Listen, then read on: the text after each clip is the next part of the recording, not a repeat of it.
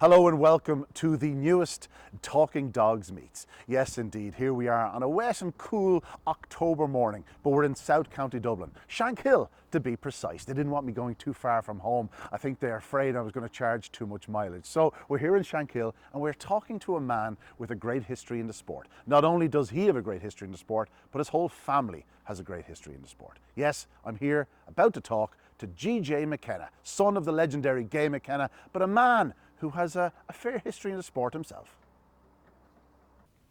Here we are in Shankill. We're sitting down with Gay McKenna. We are talking about greyhounds because you are from the famed McKenna family. You've been involved in dogs since you were born, and I dare say it's been an enjoyable time. Oh, I loved every minute of it, yeah.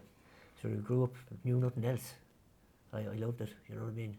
Getting up in the morning before school, milking cows, feeding pups, away off and get the bus then. And in those days there was very little buses on the road. But I'll tell you a good story. There was a man used to pass by every day in a Rolls Royce. And this day I started to tum a lift and he gave me a lift anyway. And he drove me into the school, the yard of the school, right? And I was always late because I was milking cows or whatever. But anyway, I drove into the yard anyway and I went to school with Pat Edry, Michael Edry, the two of them, right? And they used to rush out every evening to get the bus to meet Seamus McGrath, bring him down to ride the horses.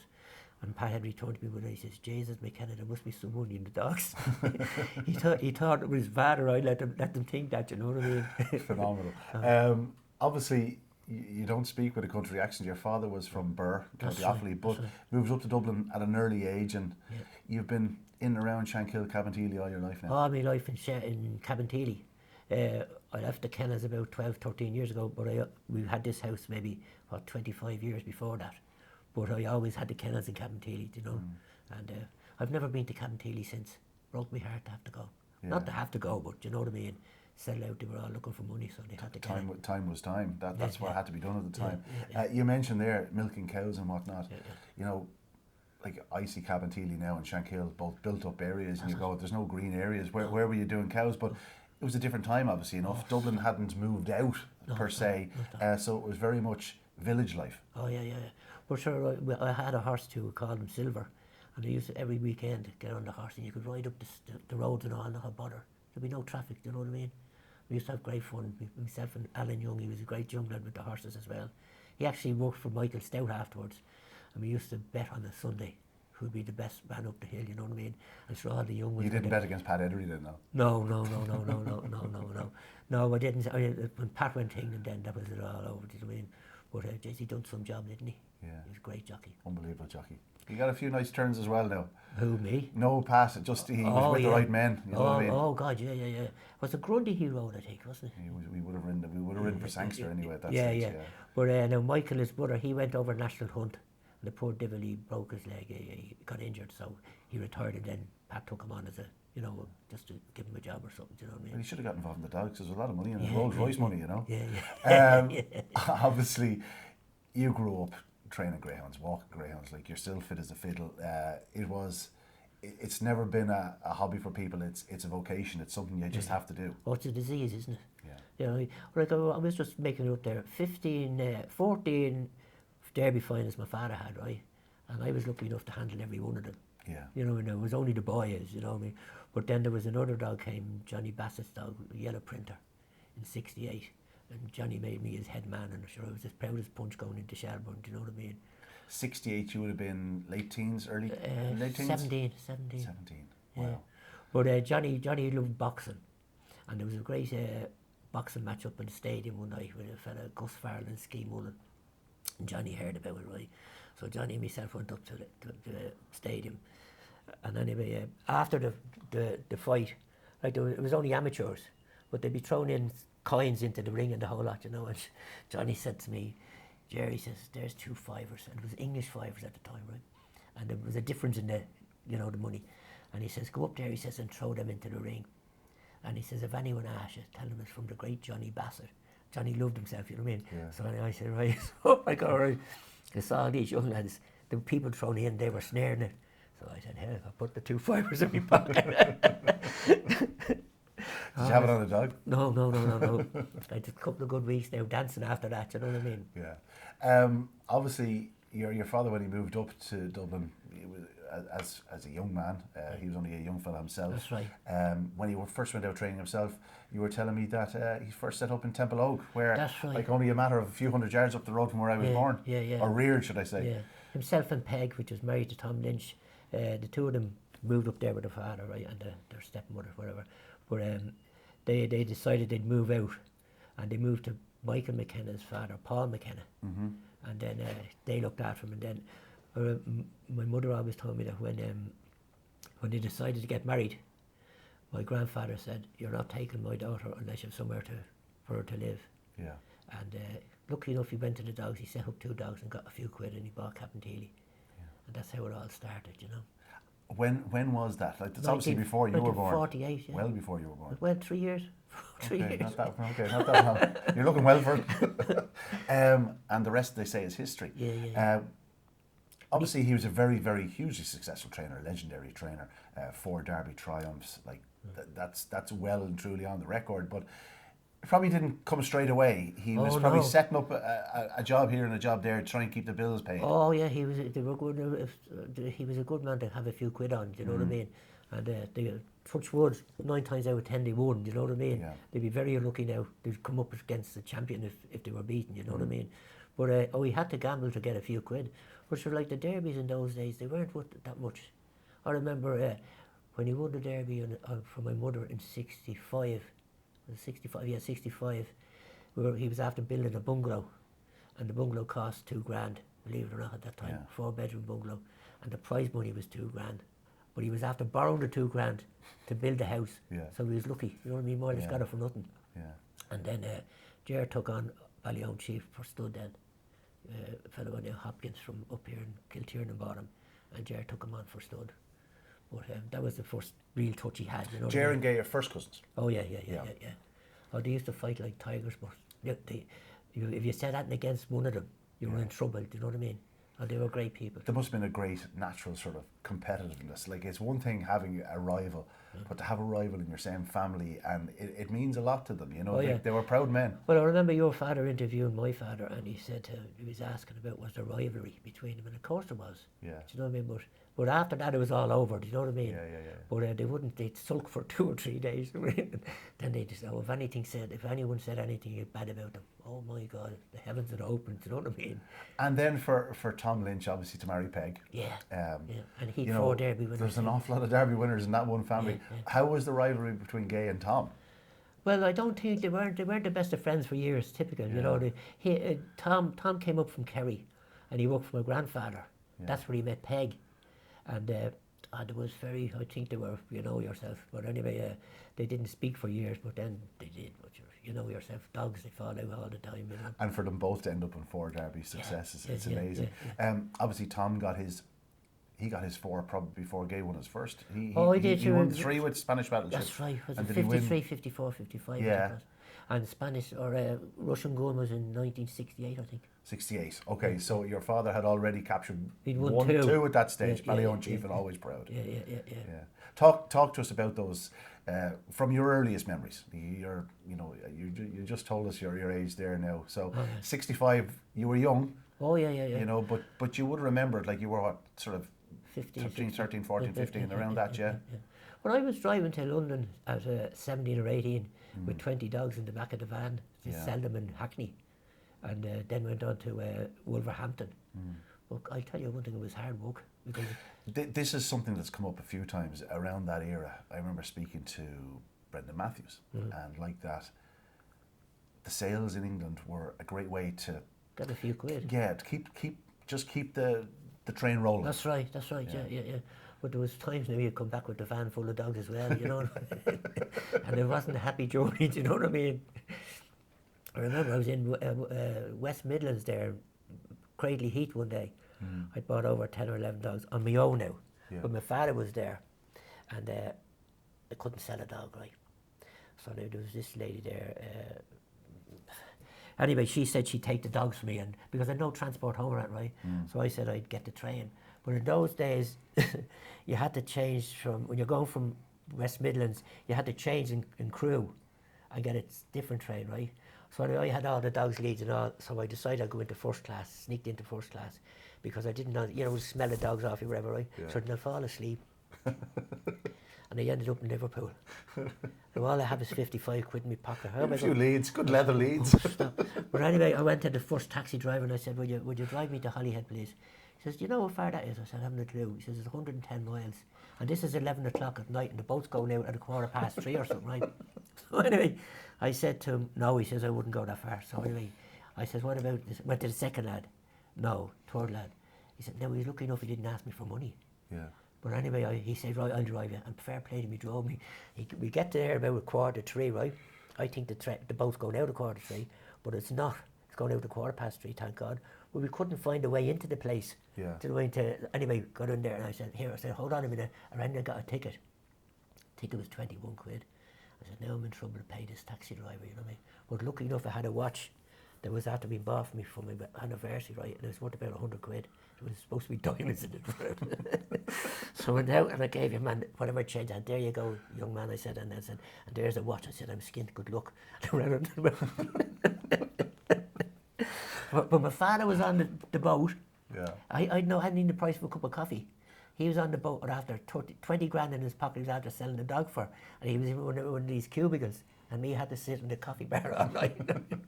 Oh, stop! But they were a good time. When you laugh, you can laugh at them there. We're not then. When you're that young, like you're resilient. You know what I mean? Stop. You don't even need sleep. No.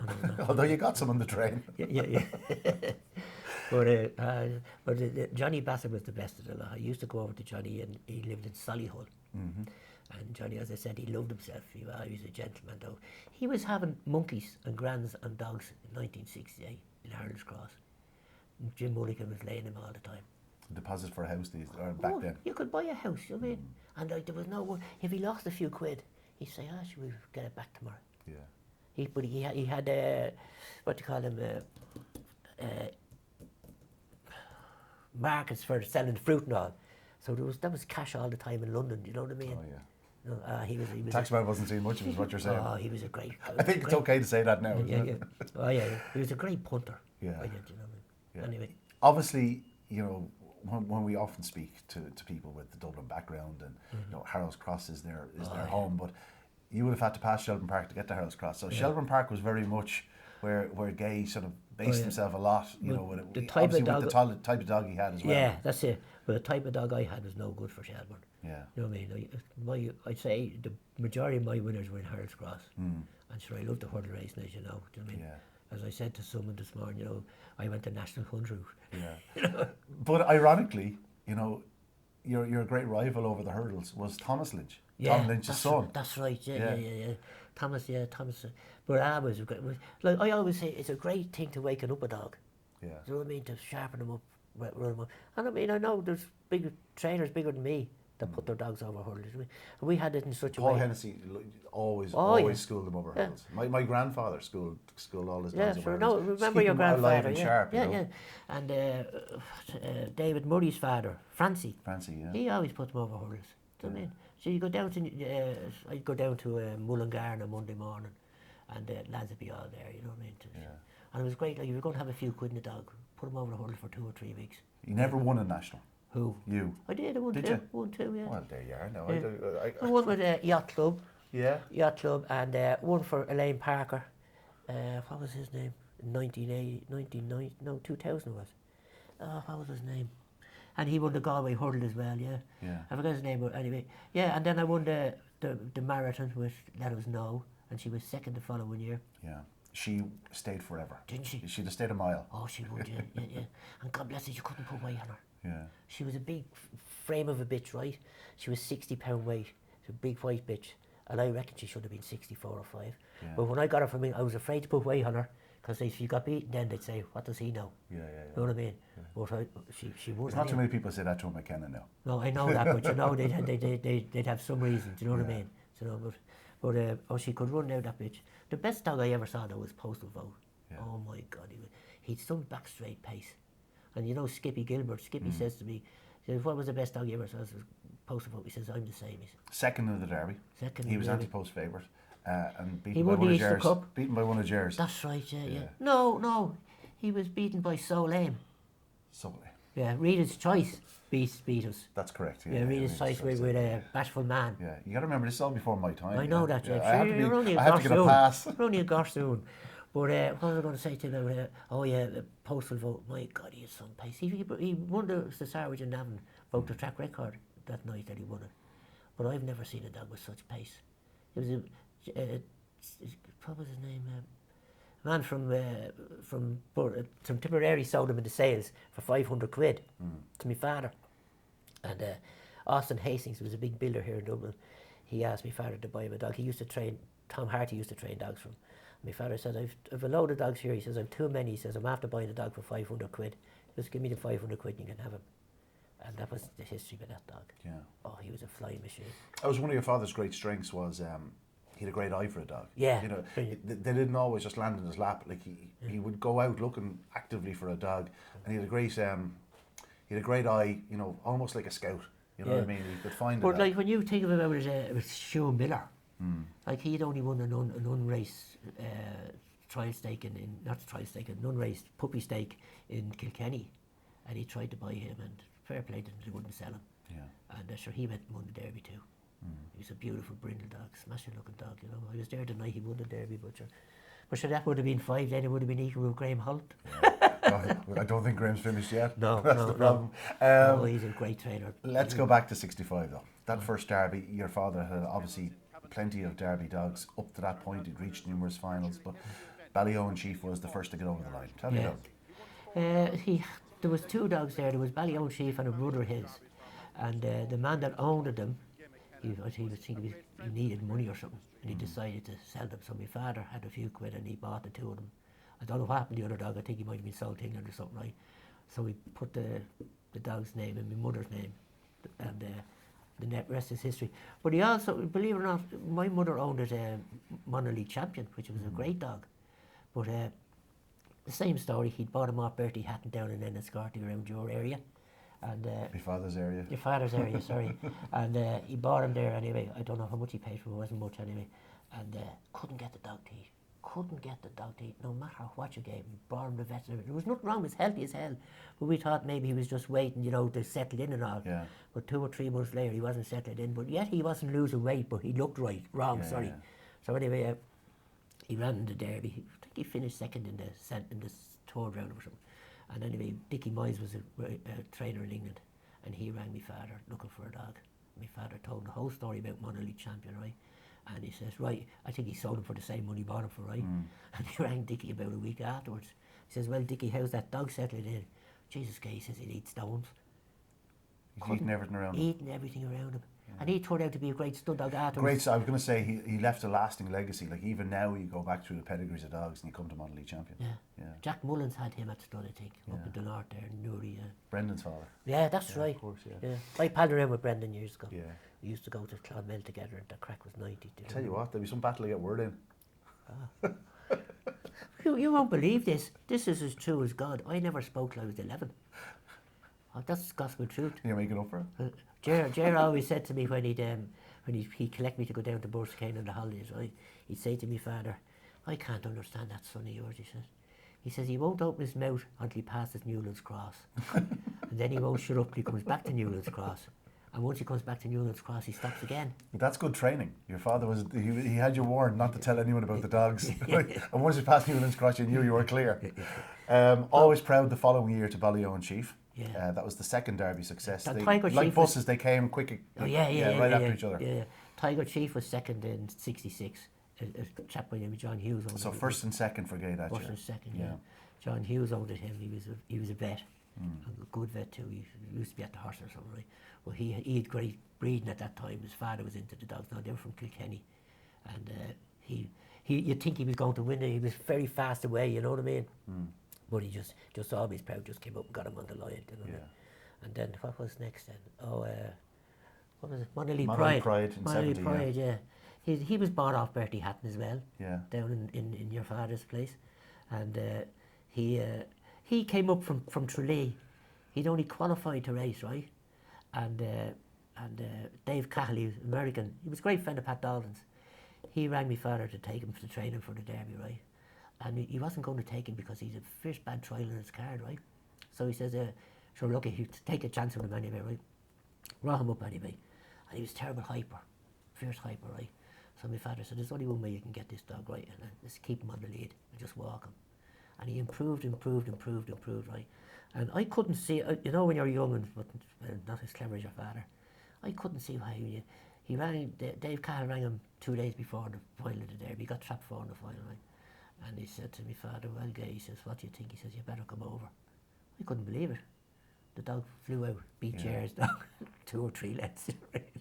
But that dog, he improved over a second. Yeah. And it was running 6 weeks at that time, right? And there was nothing done with that dog, only held on the lead and walked him. If you let him off the lead, he'd gallop all day, he'd be knackered, you know. Sorry, he wouldn't be right. He'd be tired. yeah. That's okay.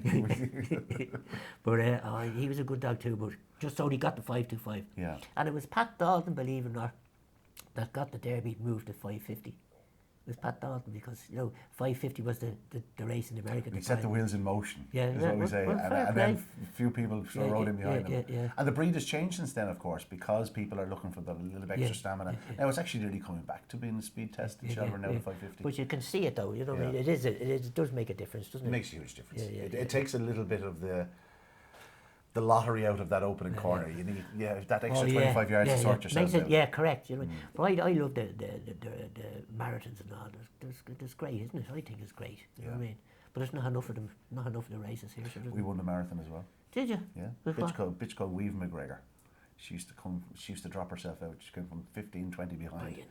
and she got up, and that was early 90s. We actually sent her to Patsy Byrne in the UK. My God. Yeah, But who trained him? Your grandfather? No, she was trained by, I think Brian Cross trained her. Yeah, Brian Cross trained her. Yeah, Brian had a third. I remember had a third Brian. in her. I remember We Brian, bought her off Paul Hennessy God. out of an underrace, a little A5 stake down in Kilkenny. She's come from a mile off the pace. She was known as Commentally Vu. And Paul says, I don't know what you see in this bitch. And about 6 months later he goes, I think I know what you saw in that bitch. And he said you got her for a song. So, Fair play. Yeah.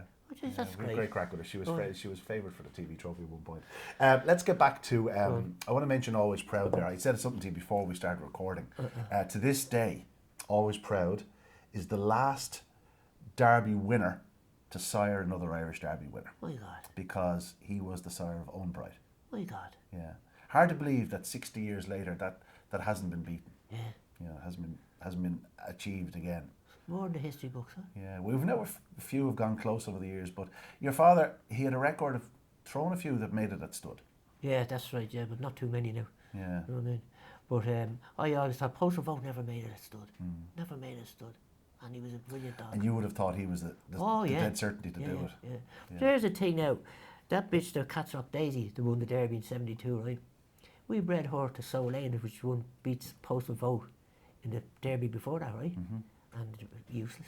Yeah. But I still believe in breeding is everything, isn't it? Of course it is. Yeah. Yeah. Breeding and But it rearing. just didn't you click. You feed them well as well now. Without you have to feed them.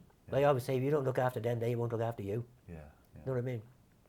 But and I never brought. A fella said to me one time, "Why don't you race dogs in Shelburne?" I said, "Because you don't bring donkeys to Ascot." You know, it's true though, isn't it? My dogs would never make it in Shelburne. I knew that, so I was only cutting myself. Well, you were never one to pay fortunes for a dog. You'd pick up a few of the sales, or you'd get your hands on a couple of pups and whatnot, and you were always happy just to have a few winners. And if they jumped a hurdle, wasn't that even better? Oh yeah. But remember, like, after the course in Clonmel, lads would give you the dogs. You know what I mean? I remember I got one off Joe Kenny's cousin or something, right? And I brought him into Shelburne one day. I'd done nothing with him. And he'd still raced in Clonmel, you know what I mean? And he had a week to go. And I had the dog I wanted to qualify him, and I brought him in. And I said, sure, look, he'll just chase around, right? In 29.35. Yeah. I couldn't believe it. He was ruined for a racer at me, you know what I mean? But I put him over the hurdles and he jumped. Yeah. But it just shows you what you get them for nothing. And people say, you know, but you just do your best to see. I love the challenge to see, can you get them going, you know what I mean? It's great to have a dog there that can get to the track. Oh, it doesn't matter what grade it is, doesn't matter what company you're keeping, it brings you to the track, you see your pals, you sit down, you look after your dog, and there's nothing like it. Not at all. I used to love going in there and sitting down with Matt Travers. Yeah. And the crack would be 90, do you know what I mean? Matt was a great man to tell stories. Brilliant, stop. And you wouldn't care if you were skint. You'd just sit down there and you might have a dog in the last race and you say, oh, geez, what am I going to keep it? I had a great night up there one night with Paul Hennessy. myself and a few others, and it was lashing rain in Harold's Cross, and we'd only, I think we'd runners in the late races, right? Sure, we didn't even want to go out, the crack was nighty, telling stories and lies and everything, you know what I mean? But sure, that's what it's all about, isn't it? Yeah. But the only good thing... It's a community rather than a sport as such. The only good thing I like about greyhound racing is that you can't get above yourself. You know, because you never... If anyone tells you they don't know everything about greyhound racing, they know nothing. Yeah. Because it's a learning. Every day you learn something new. Yeah. You know, it doesn't matter who you are. You were spoilt though. Like you grew up at an age where Catsrock Daisy won the Derby. You were in early 20s. Yeah. You know, like your father's just after training his 4th Derby champion. You were going, this is easy. Well, I knew it wasn't easy, but I mean, I always said, had I known I was going to be so successful, I might have went straight. He also, in this time, of course, was picking up other, big competitions. He won a couple of Oaks. Yeah, he did. Yeah, he won 2 Oaks. Yeah, he won. I don't know many Easter Cups he won. The Corncook Cullen. Oh, he won loads anyway, but he was happy. Do you know what I mean? Like, and then you see the other people coming on. You see, in those years there was only, say, Tom Lynch, Ger, my father, and they were the 3 big trainers at the time. And people, see, years ago, farmers always bred dogs, greyhounds, because they always had extra milk or whatever, right? And they, instead of throwing it out, proper order, and you could buy dogs off them, and they'd improve brilliantly. You know what I mean? But that doesn't happen now. You were at a time where there was probably always going to be at least 1 or 2 owner-trained greyhounds in a Derby final. Yeah. It just doesn't happen anymore. No. Like, I don't think Liam Dowling counts as an owner trainer. No. I think he's in a different stratosphere. Again, everyone had a dog. Every farm had a dog. That's what I'm saying. Yeah. You could always pick them up handy. Well, not pick them up handy enough, but you know what you're doing. Yeah. You know what I mean? But and you get them to be as rough as sheep. You know what I mean? But that's the way you wanted them. Do you know what I mean? Yeah. And you always got a few quid. Do you know what I mean? Yeah. And believe it or not, the farmers would be happy because they'd want to breed again. Then, do you know what I mean? Yeah. You know, and then they might give you a few dogs to train and all that. That's how it kept going. You know what I mean? But I feel sorry for trainers nowadays struggling to get paid and all. It's terrible. You know what I mean? Like the expense now. But they're lucky now because they've all motorways. When I was driving around the country, you'd be told there, go down to Kerry. I drove Rita's Choice down to Douar when he was going to go to Sud, right? And I left at 6 o'clock that morning, and I had to go down to Douar, and I didn't even know where I was going, and find a man who was a school teacher that took him for Stud, right? I forget his name. Anyway, and turn back and come back for racing that night.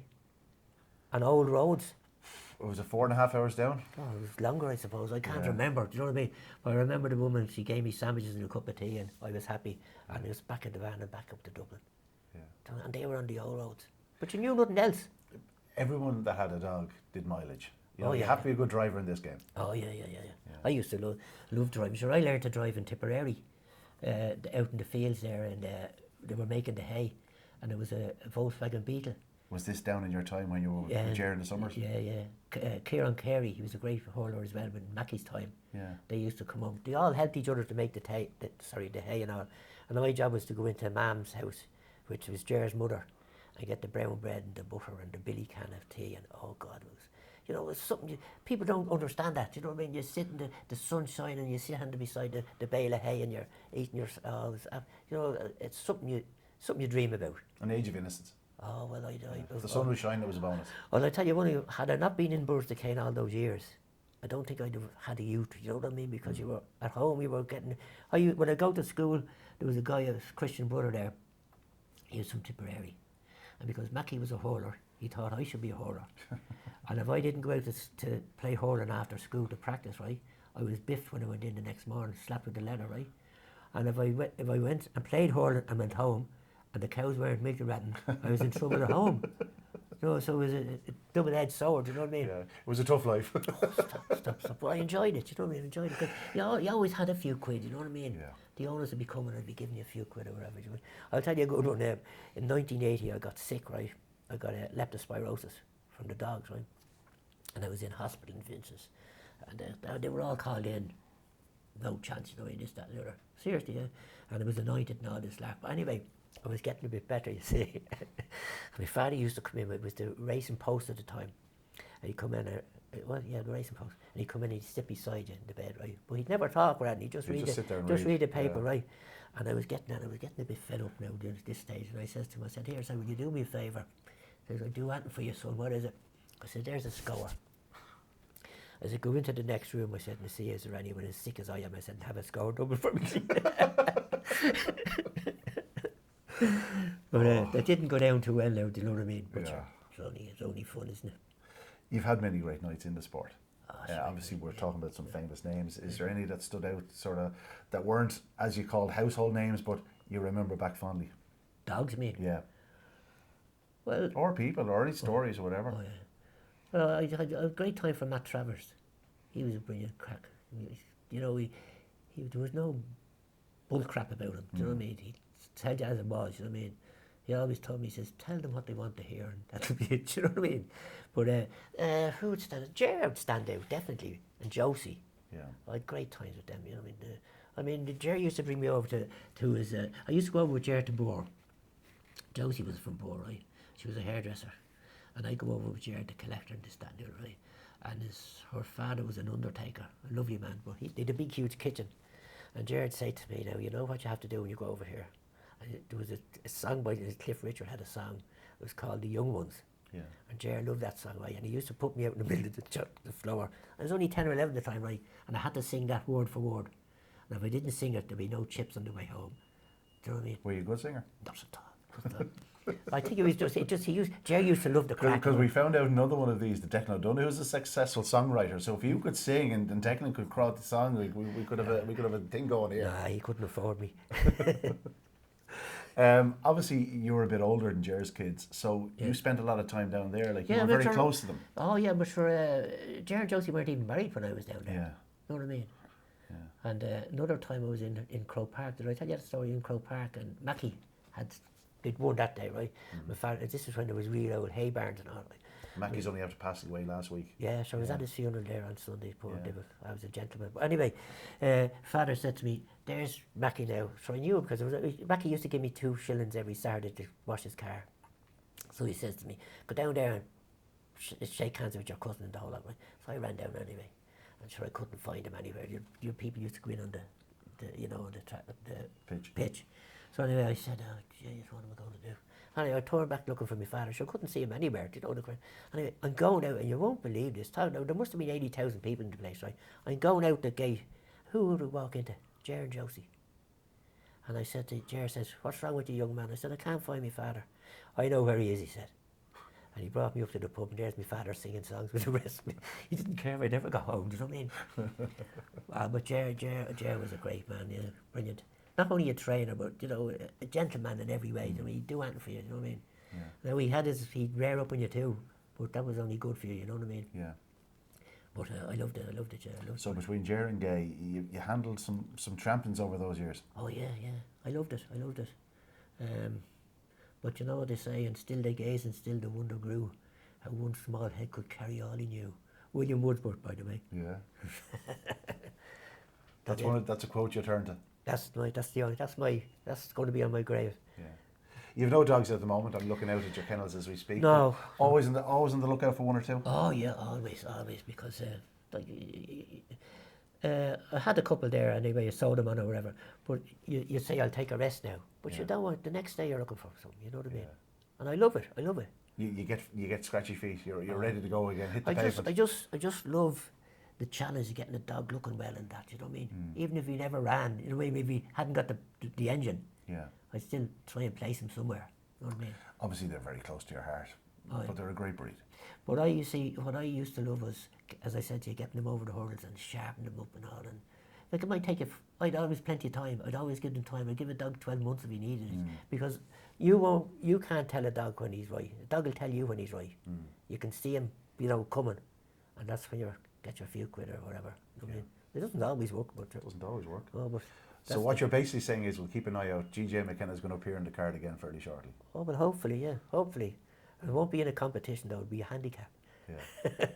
Yeah. So great memories of a long time in sport. Obviously, your own memories as well as memories of your father's greyhounds, your uncle's greyhounds.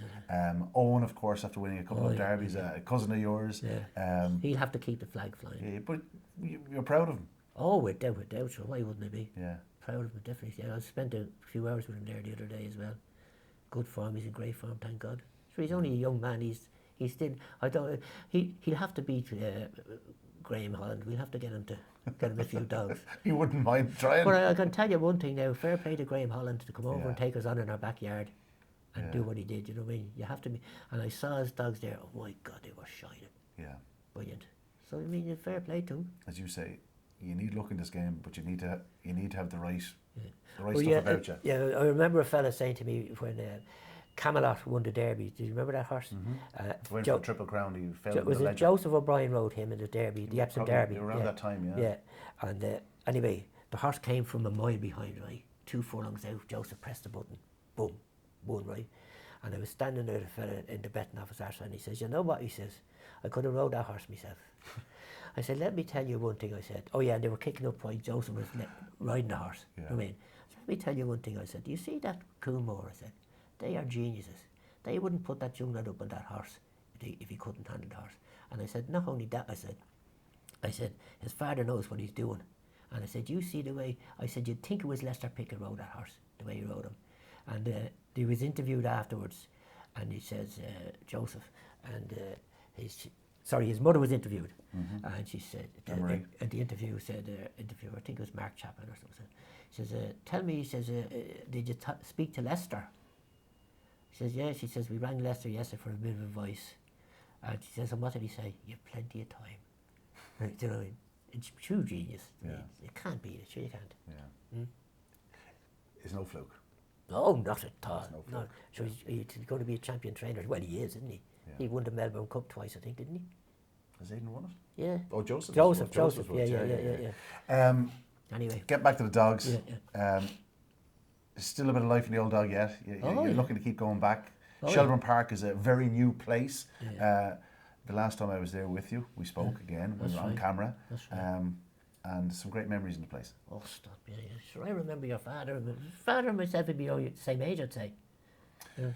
He'd be 74. Yeah, he'd be 76. 76. So I remember like when he worked in the Irish press, and you know what I mean, he used to come to the dogs every Saturday night. And he was mad into the dogs, wasn't he? He loved them, he adored them.